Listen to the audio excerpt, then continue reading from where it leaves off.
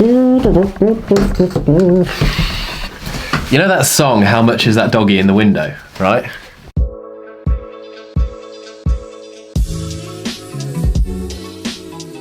What are you doing in what is out there? It's my setup. 2020 team has been saved. Yekshemej. In one day, today, Friday the 23rd of October, we've had the release of Borat 2. I like you. It's great. Nice. Luke Combs has given us some more country songs. FM station on the outskirts. Thanks, Luke. And we got the start of the CrossFit Games. Step right up here for the greatest show on earth, the Washed Up Loser Olympics. I literally can't wait to be inspired by these athletes at how fast they do the workouts and then be like, oh yeah, I can do that. And then go to the box and be like, nah, I can't do that at all. Not gonna lie, it's kind of like sad not being around the CrossFit Games and meeting all you guys. Interacting with the athletes, just having a laugh. We're watching it at home. The dog seems to watch it in a very different way. Bit of a weird viewing position, but you know. Carla. But I'm going to try and do the best to recap this weekend from where I am, give you a little bit more content from my typical British home.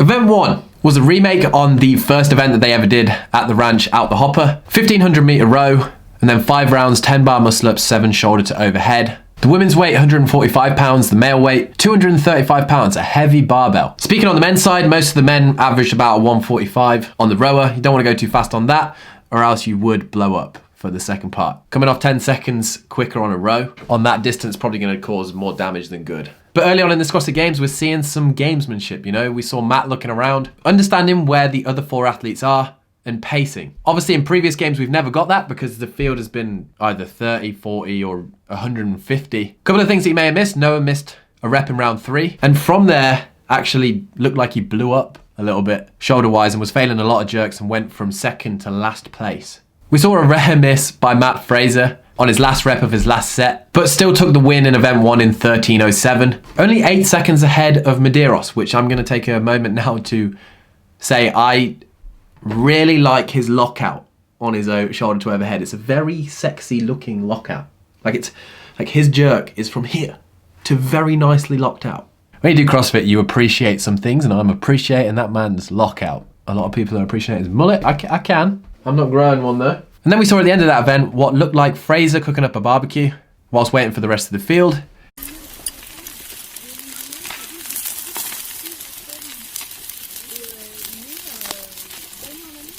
Jazz actually memed Matt. And then we saw Matt get on the mic and drop a rap. It looked like he was going to drop a rap, you know, like sing a national anthem or something. I want it, I like it, I buy it. I told her she gotta come try it. Then on the women's side, no surprise, Tia ran away with it. Matt passed on some information though before that workout. Good old training partners. Kat had that kill or be killed sort of look. Sled dog focus. One thing I did notice, Tia has those bread abs, you know the meme? But yeah, Tia took an early lead, finishing a time of 12:47, but like Fraser, like her training partner, failed the last rep. They are so in sync. You might as well let that sink in.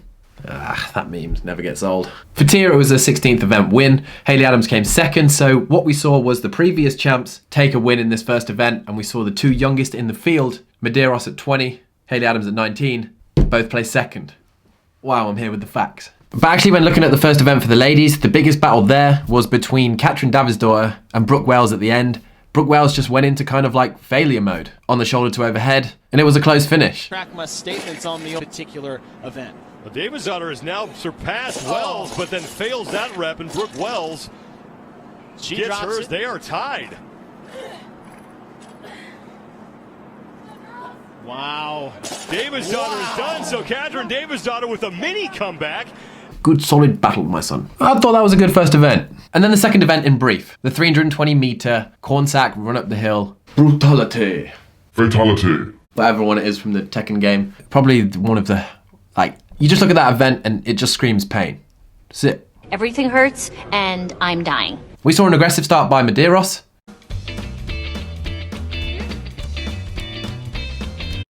But then by about 100 meters in, Matt got the lead, and then this is where my English humour comes in. Matt started dropping farts. Looking back on the competitors, making sure it hit them. It's like Mario Kart, but instead of dropping bananas. It was a super steep climb though. I don't think we actually, as people that watching it, realise how far it is. Matt actually had to scramble up some parts of it. And as we saw at the end, it wasn't easy for him, even though he did take the win in this second event. His legs were giving way. We've all been there.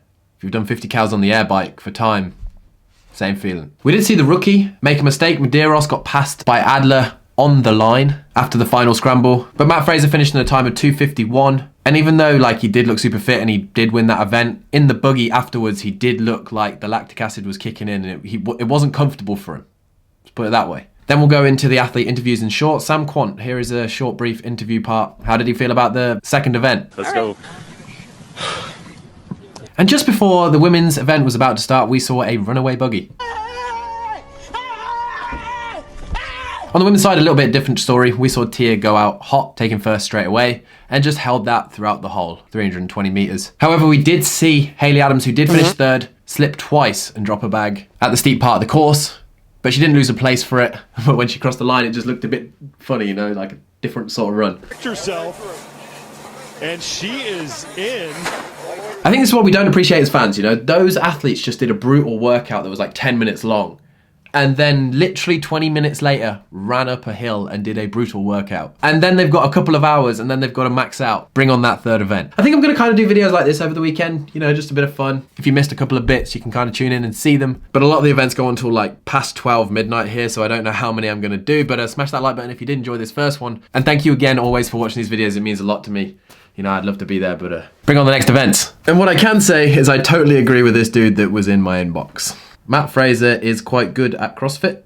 My thoughts after the first event. Then like a couple of seconds later, he goes, Tia Toomey is also quite good as well. Yes. Yes.